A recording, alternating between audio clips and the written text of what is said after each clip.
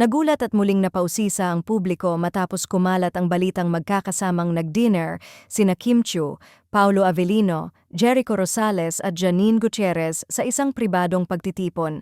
Para sa marami, hindi ito basta simpleng dinner lang, kundi isang malinaw na senyales na tila wala na talagang samaan ng loob sa pagitan ng mga personalidad na minsan nang naiuugnay sa kani-kanilang isyu sa relasyon at tambalan.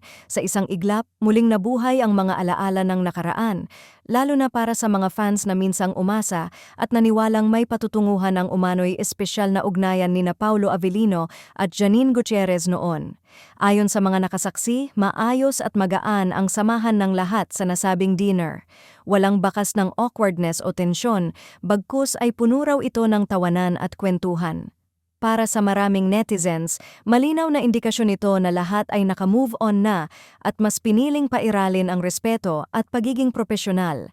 Lalong naging kapansin-pansin ito dahil parehong naroon ang mga taong minsan nang naiugnay sa isa't isa, ngunit ngayon ay tila komportable ng magkasama bilang magkakaibigan o magkakatrabaho sa iisang industriya. Hindi rin maiwasang mapag-usapan ang naging reaksyon ng mga fans, lalo na ang mga dating umasa sa posibilidad nina Paulo at Janine.